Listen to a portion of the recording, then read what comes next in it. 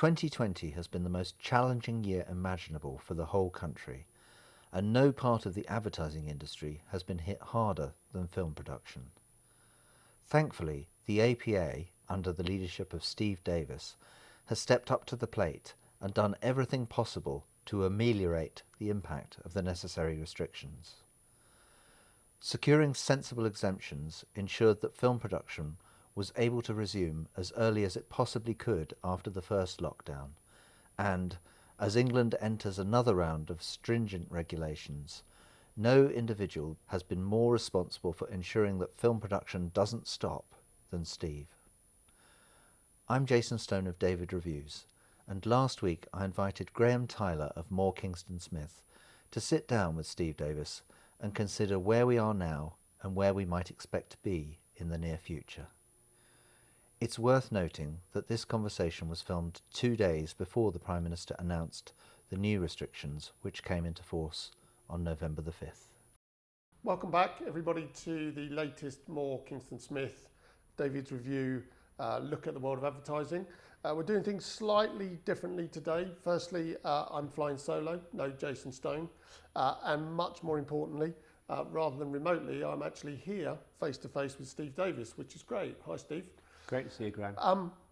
I thought maybe the place to start was just to kind of look a little bit at the last LinkedIn thing you posted, which was 3,200 shoots, 112 affected by COVID, nothing cancelled. Incredible figures, I mean, incredibly impressive figures, but also maybe slightly surprising. And I just thought maybe you could expand on what you attribute that to. Well, we did that survey to make the critical point that we can't cancel shoots because if we do so, client confidence will be damaged. Client confidence is obviously fragile. And what I've seen, clients are being very fair and sensible about disruptions, paying a bit of extra money because the DOP has to be replaced. But I think we have a big production where shoots are cancelled, then that will cause a lot of disquiet in the client community. We'll see a lot less production happening. And it's critical that we don't have that. And I think we've impressed that on production companies. They get that somehow or other we've got to find a way to shoot these things, and we can't just say, here's the bill, you haven't got a film, COVID's disrupted it. So I think everyone's got that, and I pray it continues, but certainly that's absolutely the objective of APA members. It would also seem, I mean, not to praise the members too much, because you and I know most of them, but they've adapted incredibly quickly and well to what is a very different new regime. Yeah, I think so. I mean, I always feel confident the production companies will find a way if they're allowed to. And we know they're resilient and resourceful. We know they deliver on time. They're used to those high standards and finding a way to get things done. So as long as they're allowed to, they will find an answer, I'm sure. And is your experience, you obviously have relationships with other associations around the world, is it unique to here? I mean, I've certainly heard stories of shoots being cancelled in other locations. Are we doing better than everybody else, or do you think it generally is the regime has worked pretty well wherever?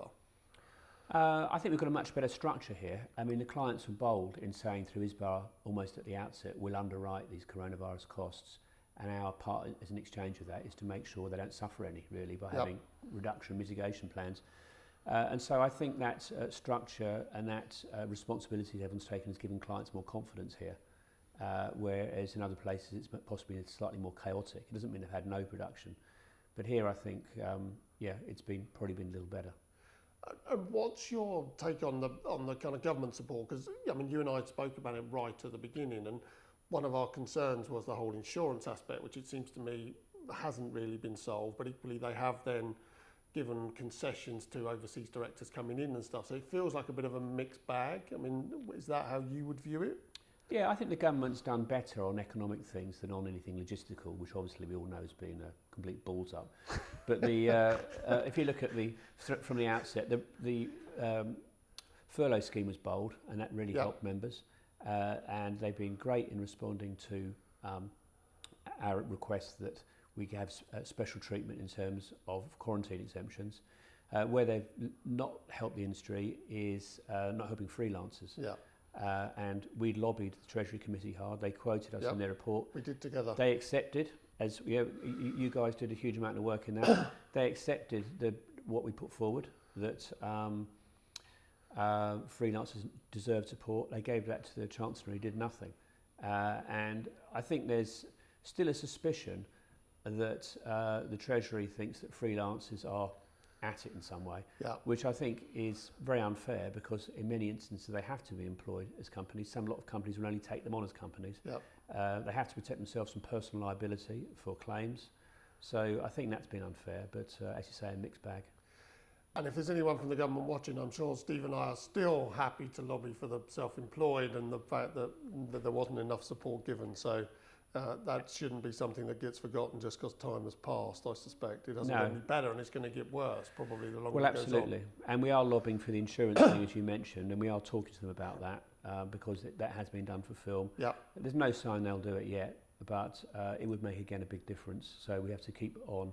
And if we look at the quarantine exemption, the process, the result was success, but the process was still opaque, because we spoke to them every week, probably 12 or 13 weeks, with different bits of evidence. We were constantly told there was no prospect of this happening. And then suddenly one week I rang them and they said, oh yeah, we're going to do it. And so, but we give them lots of evidence, but exactly how that process worked and why it clicked at that moment, we have no idea. And the 3,200 figure was a kind of interesting figure. So that's, effectively give or take a 6-month period. Is that roughly what you would regard as normal volume for a 6-month period, or is it? How do you view that as the kind of association in terms of volume and what's going on out there?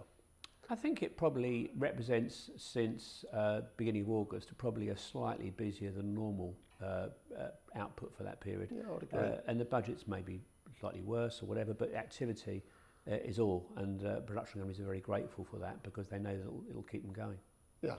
No, I would agree. I think the last 3 months has felt to me like there's been a lot of activity out there. I suppose the concern and looking ahead, what are you, Mystic Steve, what would be your view of 2021 that's coming around the corner at us? Well, the immediate thing, going back to the survey really, is that clients are understandably anxious because they are on the hook for the cost. They've volunteered for that. So they're nervous. Every time there's an announcement, we get 15 calls from members say, client says, do I have to cancel the production, even though it's got nothing whatsoever to do with production, and it never has. So that constant, work goes on, but client confidence is so fragile. And so the immediate fear is that fragility breaks, and we have to do everything we can as we are to prevent that happening. As we move forward, it's very difficult to say. We're still in a situation where some sectors can't really advertise. There's no point advertising airlines or holidays. So that's affecting demand. At some point, we're going to get back to normal. But how long? And if things continue roughly as they are at the moment, I think people will be okay. If we go back to 3 months of no work, like we had for March, April, May, then I fear we won't be. And I think the piece said that a move to tier 3, in your view, shouldn't impact what's going on in a production sense. Is that what you kind of feel? That shouldn't change the environment at all? It shouldn't change it at all. And what's very unhelpful is the media exclaiming the word lockdown every 5 seconds, which doesn't actually have any meaning at all. Fire break, Steve. Fire break lockdown. Yeah. And so we've always got to look at what does this actually mean. And in tier 3, you're allowed to work, you're permitted to work. There are just more social restrictions. And that's even the case in France, which apparently have a very severe lockdown. You're still allowed to work and produce. Yes. We had an example, we had somebody shoot in Liverpool when it went to tier 3, and they were permitted to do that. We had somebody shoot in Wales, which had the most severe lockdown they could have in Wales. So it can definitely happen. It's a fight against perception rather than the actual regulations. And personally, just looking, completely outside, it would seem your job has changed maybe a little into becoming the kind of cheerleader for the industry, as opposed to necessarily just the kind of guru making things happen on contracts. Is that how you see it? To your point about confidence, it seems to me you're the guy out there going, come on, let's still keep advertising. I think that's certainly part of it. There's been a couple of distinct phases, because the first 3 months it was about helping people understand how to reduce costs, which of course we worked on together. About making sure that production companies understood furloughing and understood how to best negotiate a reduction or rent holiday. And our Zoom calls were great for that, because it meant we had some information, but people could share with each other their experiences and negotiate with their landlords. They were also great for morale, because we could see we're all in it together, and we generally were at that stage. It moved on really to helping with the practical, to helping have the guidelines to give people confidence they could shoot responsibly and lawfully, whether they were clients or agency, whatever, and helping people contract with the coronavirus provisions. But then certainly, I think now it's probably more about, originally getting it going was about safety. Now it's about making sure that there isn't a misapprehension about the provisions that make clients turn off the tap. Yeah. So that's no, the safety really it. things are kind of done, aren't they, right? In the sense that it seems to me the guidelines were put in place and they've worked, right? Yeah. And therefore it now just becomes about making sure there's enough volume going through the system to keep everybody working. Sure. Yeah, and we know that people will get through that with the current volume of work. So it's just keeping it up, keeping it going. Yeah. The other thing, just kind of putting a slightly different part of your hat on, where's your head about what will happen with the APA show in 21, right? Because obviously that's a big set piece event for you guys. Are you hopeful that you will get that back to actually happening? Yeah, I'm hopeful we will, but because it's in September, it's quite some way off. And I know that people are considering other events. Adfest, which is the big festival in Asia in March, that's already been cancelled for next year. What Cannes are going to do, I don't know, but I know people have been approached to sponsor Cannes or whatever and saying, well, how can I do that? I don't know what's happening. Yeah. So I think events in the first part of the year involving a lot of people will struggle, but I'm hoping by the time we get to through to the autumn, we'll be somewhat back to normal. I mean, who knows? I mean, I was trying to predict what would be my first day at the APA where I have no discussions about coronavirus at all. I mean, it's got to be at least 18 months away, but it will happen at some point. Yeah, look, I read a piece of the weekend some kind of leading doctor in Edinburgh University who said that her view is that we will still be talking about it in 2023, Steve, which is slightly depressing. But so your first day not talking about coronavirus may be slightly longer than you think. It might be. What will you do when you don't talk about coronavirus? You can go back to all the other issues, presumably. Yeah, I think you're right. I mean, when people now ring up about something that's not about coronavirus, I think, well, that's good. But I say, well, essentially, that's what we want. We actually want normal production problems. Yeah. Because if people are ringing up about difficult procurements or contractual processes or some issue with insurance, it means they're working. And so to me, those problems in a sense are always welcome because they're signs of life. And those problems are still there. They're just have been basically sat on by the weight of the coronavirus issues. Yeah, so we're still dealing with those. We're still dealing with those with contracts and everything else. They still need managing. Yeah. So, yeah. Well, maybe on the first day that we don't talk about coronavirus, Steve, I'll call you and we can have a chat about something else. That'd be nice, yeah. Perfect. Steve, thank you very much for your time. Thank you, Graham.